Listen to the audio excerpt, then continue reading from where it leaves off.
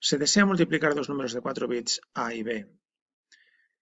La codificación de dichos números y del resultado del producto P debe ser seleccionable mediante un bit de control X. Si X es 0, significa que tanto los números como el resultado están expresados en código Johnson. Recordad que en código Johnson representamos números sin signo. Pero si X es igual a 1, la codificación de los números y del resultado es en complemento a 2, es decir, vamos a tener números positivos y negativos, números con signo. Nos piden contestar a las siguientes preguntas. La primera, para realizar el circuito se dispone de una memoria ROM. ¿Sería necesario usar también flip-flops? La segunda pregunta, ¿cuál sería el tamaño de la memoria necesaria para implementar el circuito? Y la tercera, ¿se usarán todas las direcciones de la memoria o habría algunas que quedarían sin utilizar? Bueno, vamos a contestar a la primera pregunta. Aparte de la ROM, ¿se necesitan flip-flops para implementar el circuito? Pues estrictamente no, porque un multiplicador se puede plantear como un circuito puramente combinacional y por tanto se podría implementar usando solamente la ROM. Esto no significa que no se puedan hacer multiplicadores secuenciales, que sí, de hecho en los sistemas digitales complejos los multiplicadores son secuenciales. Pero no necesariamente tienen que ser secuenciales, se podrían hacer multiplicadores combinacionales basados en memoria ROM sin ningún problema. En la segunda pregunta nos piden determinar el tamaño de la memoria necesaria. Bueno, para ello tenemos que tener en cuenta el número de entradas que tenemos en la ROM, porque nos va a determinar el número de terminales de dirección. Y nos dicen que tanto el número A como el número B son de 4 bits. Además tenemos la entrada X de control. ¿De acuerdo?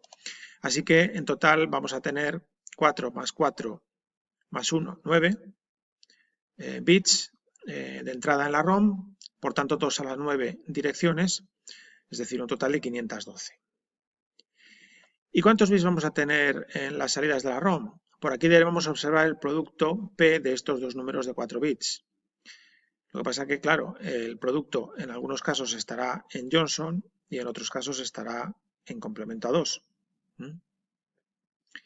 Para ello tenemos que estimar cuál es el producto máximo que obtendríamos en cada caso para determinar el número de bits necesarios en la salida de la ROM.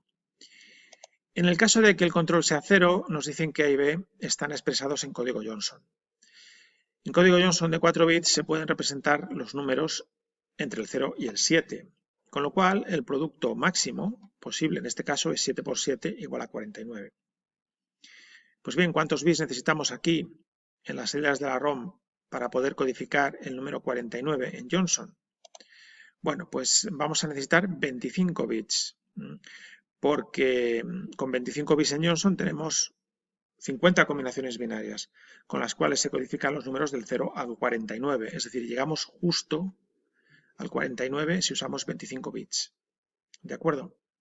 Bueno, pues 25 sería el mínimo número de bits necesarios para codificar el producto aquí en Johnson. En el caso de que X sea 1, A y B están expresados en complemento a 2. En complemento a 2 de 4 bits se codifican los números comprendidos entre el menos 8 y el más 7. Con lo cual el producto máximo sería menos 8 por menos 8 igual a 64. ¿Y cuántos bits necesitamos para codificar el 64 en complemento a 2?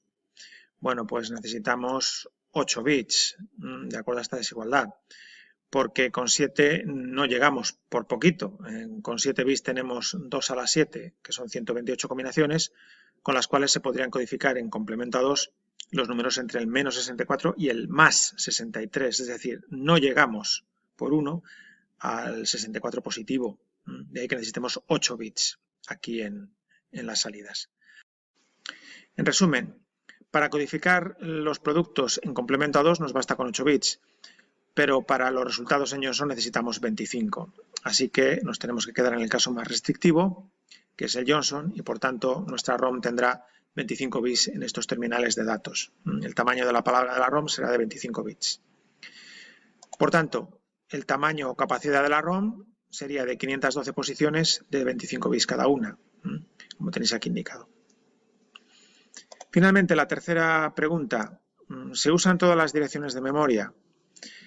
Bueno, pues en el caso de los números en complementados sí, porque se usan todas las combinaciones binarias para representar los números entre el -8 y el 7. En cambio, cuando tengamos números en Johnson en las entradas, sí que va a haber combinaciones binarias sin utilizar, porque no se van a corresponder todas al código Johnson.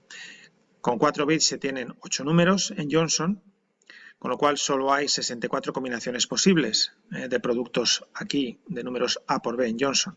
Sin embargo, hay 2 a la 8 direcciones de memoria para control X0, es decir, cuando los números están en Johnson. Y solo 64 van a ser combinaciones posibles.